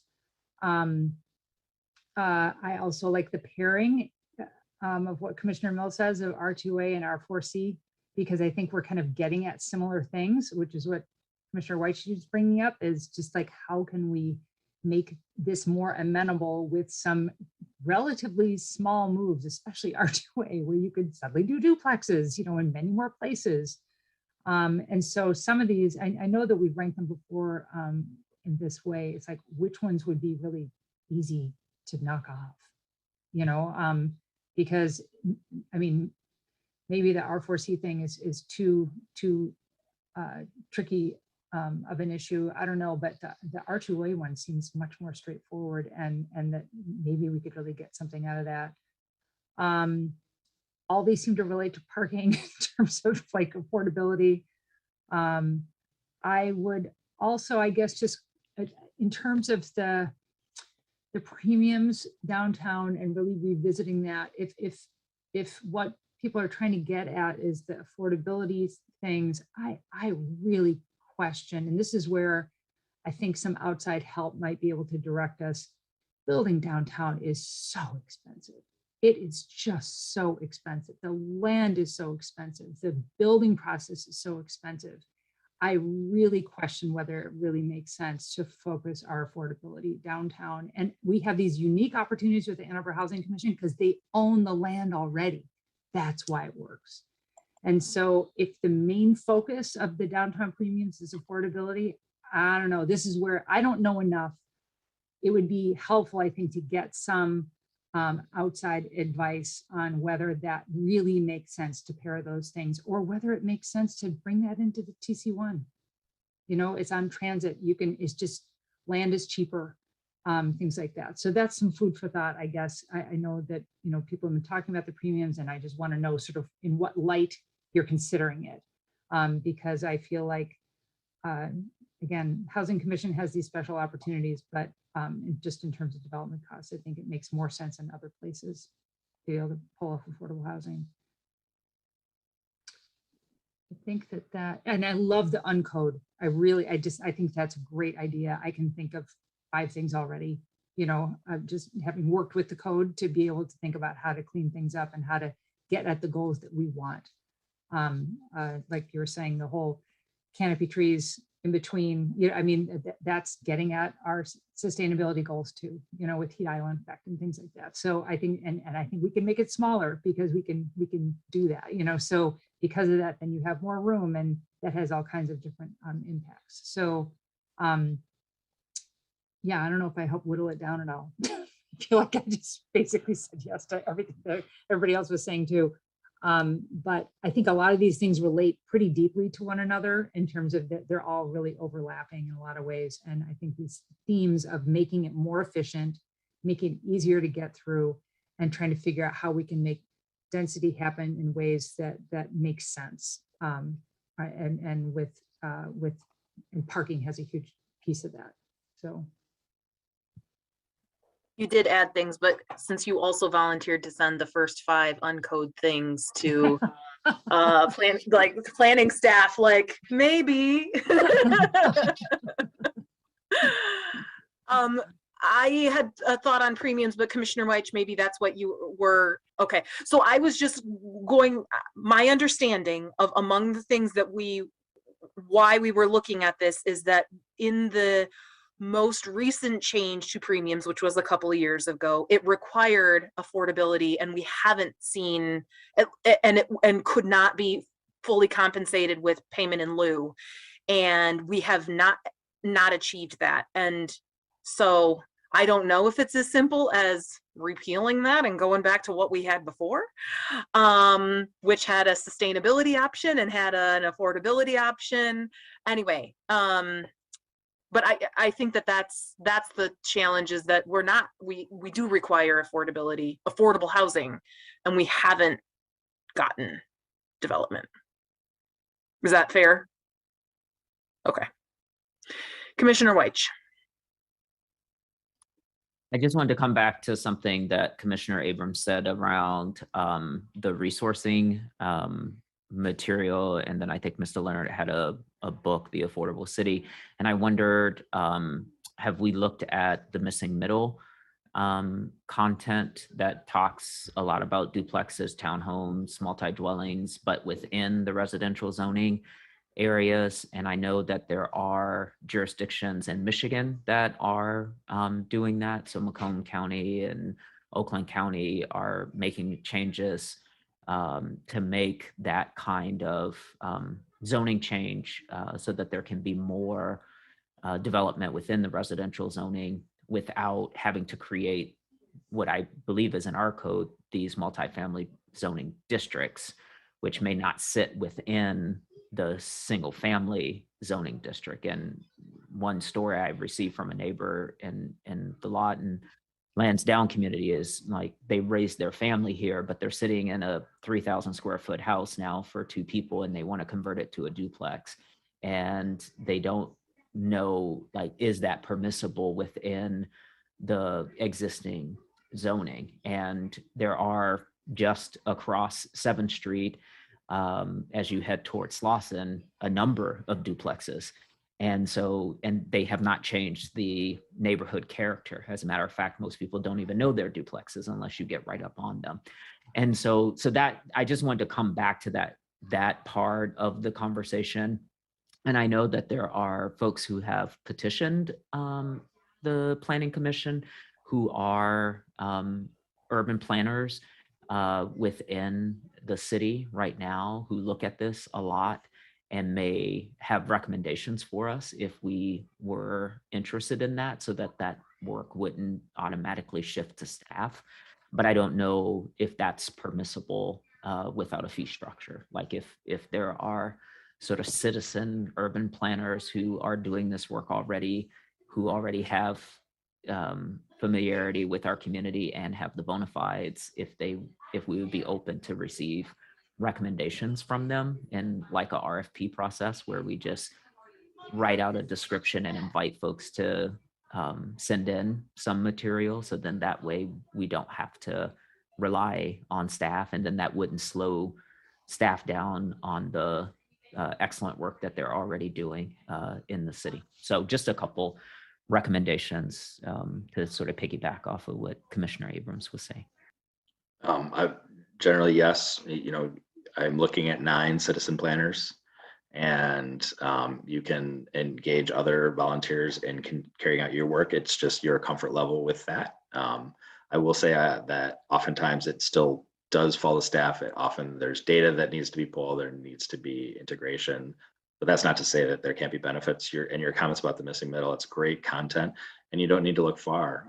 Ypsilanti is either adopted or looking at language that allows duplexes on corner lots and single family zones. So yeah, that's a great example. It's not, this is not untested or even new in some ways.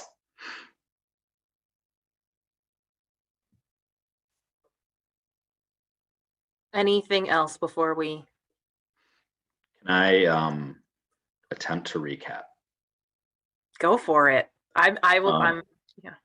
Yeah, so I've heard a lot of, I'm hearing a lot of shared prioritization for revisiting the premiums in the D1, D2. The A20 UDC nexus, and all the mess and opportunity that will entail. And TC1 as a tool beyond the state and Eisenhower area, but making sure that we are prioritizing what comes next after that. And some convergence of increasing density, residential density via R2A, R4C, looking at lot sizes. But I am hearing that as perhaps a second tier, and site plan light and uncode and the city's overall development requirements as perhaps a second tier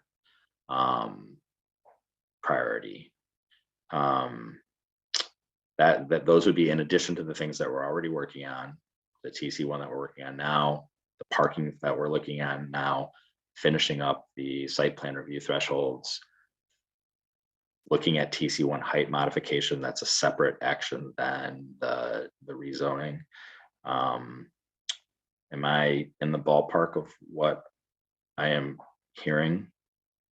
I would just add, I see Commissioner Abrams' hand, but I think Commissioner Sauvé noted that there's some part of R2A that's already under discussion, and so that's in the works too. So it might be a lower priority, but it is something that we've devoted some ORC time to. Commissioner Abrams? I was going to basically say the same thing, and also just I wondered if R2A is if R2A lot sizes is a discrete thing that we don't think kind of entangles a web of other things the way that some of these other thorny issues do. Maybe it would be worth elevating it because it's a kind of manageable thing that we can bite off and won't take up too much time. But yeah, it's one of these kind of quick solutions, not solution, but you know what I mean. Commissioner Dish? So I'm wondering if staff take a little bit of time and just evaluate what kind of bang we're likely to get from our buck for these. I do recall you and I had a conversation, I think a year ago, even possibly, about the R2A. And while I think it would be I think I understood from that conversation, and of course, you know me, sometimes I get fuzzy, but it wouldn't be hard to accomplish. However, it isn't entirely clear that I mean, it feels like for sure we should make it possible to build what the thing is zoned for and not make the lot size make that impossible. It just seems stupid to have something. But valued things are sitting on most of those R2A lots. And it may not be likely that we get multifamily housing in place of those already valued things. So while it feels like low-hanging fruit, and it also feels kind of silly to have, sure, this is zoned for multifamily, but the lot sizes are too small. That feels, you know, like a remnant of something that somebody did to frustrate density.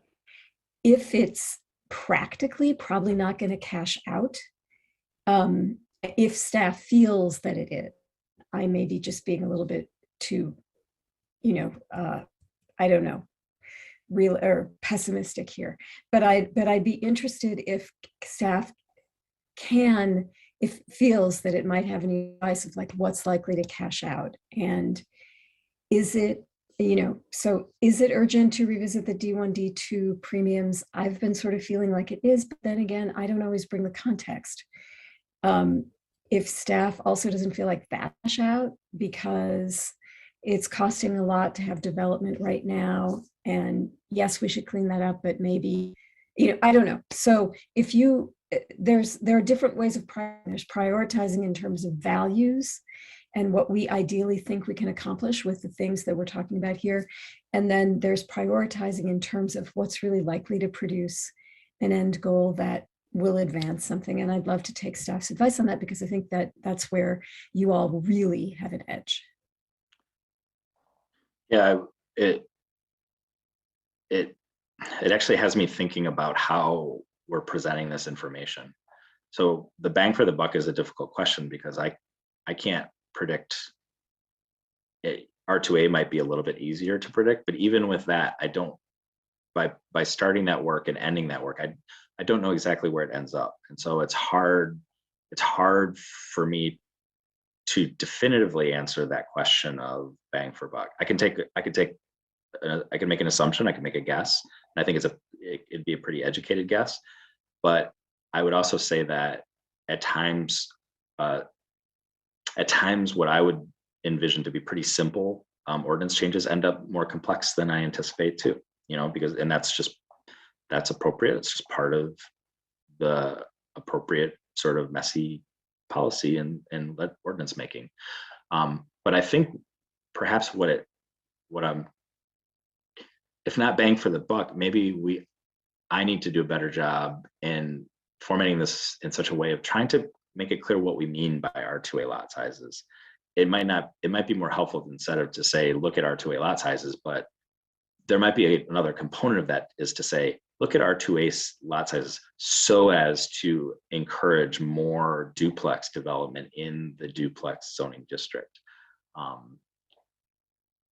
That doesn't answer the bang for buck, but maybe it does a better job of communicating a little bit more detail about what it is we're envisioning and why it's ended up on our work plan where it is.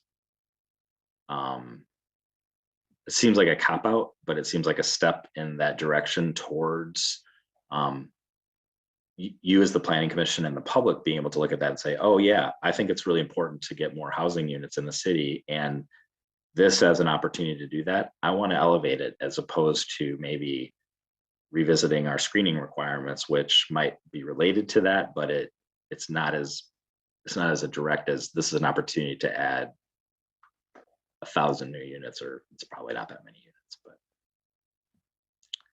as just a point of clarification, or like further extending that, I think just a simple classification for each of the kind of items that we're looking at, that we've moved to the top of the list, even whether it's the top tier or the second tier, and thinking about how they intersect with either kind of carbon neutrality, affordability, and that alone, because I think that site plan light is really about affordability of development and then increasing housing supply. I think that those kind of three classifications, like making sure that we have lots of like activities that are going, I think that that's true across our in terms of the priorities across those three things, I think would be helpful. I get that And makes sense. That's kind of how we ended up with TC1 as a priority, because it seemed to advance a lot of those goals. And maybe that is a way of answering the bang for the buck, that it's going to advance a lot of our goals. Yeah. We're at 9:01. I want to be respectful of folks' time. Is there any other burning, Mr. Leonard, do you feel like you're in good shape for when we actually bring this to a future meeting so that we can vote on this as a Yes, I do. plan? Just to be clear too, okay, so this is, when you say fiscal year 22 to 23, what does fiscal year mean? Like for the city?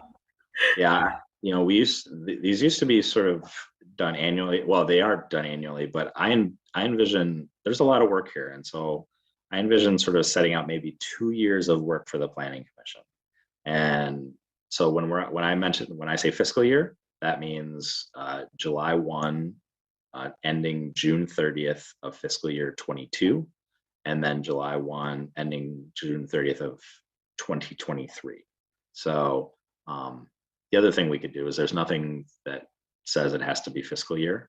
We could just change it to good old fashioned years. I was going to say, if we're adopting this at the calendar year at the beginning of 2022, in my mind, thinking this is what we're doing during the entirety of 2022 and 2023, because in reality, that's what we're actually talking about. Like, that would help me, because I get confused. I'll check. Yeah. Let me check the bylaws, see if there's anything that sort of directs us one way or another, but thank you. Work program's a work program. All right. I see no other hands. So I want to, before we close out, for the couple of folks who've stuck with us this whole time, if you'd like to provide a public comment, you are more than welcome to do so now. You can use the raised hand feature on Zoom. Going once, going twice. Okay. That's it, folks. I will adjourn us, and we'll see you. No, next week is an ORC, I'm guessing. And then we have a 5th Tuesday.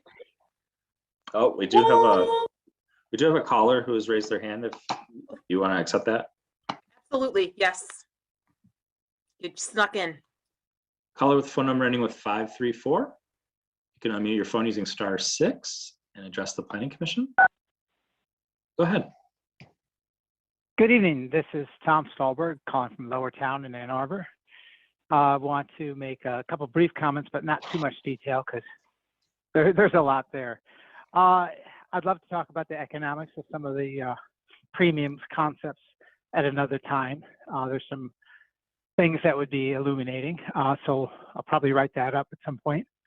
In terms of involvement of citizens, Commissioner Weitz, there's a lot of us out here who do try to be involved.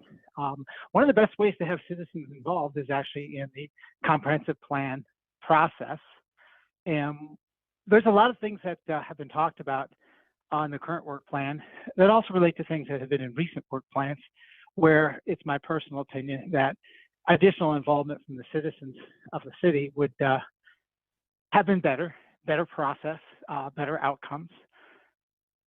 So I'd encourage you, in terms of the comprehensive plan update, to think about, some of the things that we've done, in my opinion, have bypassed what would have been required to be done through a comprehensive plan update. There are some things, if we want to go back to a Lower Town development, did not meet the comprehensive plan. If it wanted to be purely residential with only a token commercial use, we could have revised the comprehensive plan for that area, for example. It was a very good plan. It was embraced by the citizens, but it was just thrown away. Similar to some other projects where the comprehensive plan was not met, they were voted on anyhow, and what could have been done was a revision of the comprehensive plan for that particular area, looking at things holistically and looking at what are the community goals. There are some things that I may personally like or not like that are policy directions. If we do a proper process and the citizens are heard from and citizens participate in the process and the citizens say they want it, so be it. You know, I'm not here to get my way on everything or my opinion. And we don't always get everything right either. You know, even when it's a full citizen participation type process, whether it's A2D2 or some other process that we've gone through, there's been some really good ones. They've been well run. Sometimes they get good results, sometimes they don't. But I think we really need to focus on going through the process and including the citizens, and not just a small group of citizens that have experience in this area like myself and others, but the broad 30 more community. seconds. We want to make sure that we're doing what Ann Arborites want done. I myself, I'm personally very much in favor of things like duplex. Commissioner White, what you said sings to me. I believe owner-occupied duplex is one of the best avenues to new home ownership. But that's my opinion, and I'd like to, before we, the Planning Commission and select individuals, say what should be changed, I'd like to see the full involvement of the citizens of the city of Ann Arbor. Thank you. Thank you. Anyone else? Did I miss any other hands? Don't see any. All right, so we are adjourned until December. Have fun reading the CIP and see you then. Happy Thanksgiving.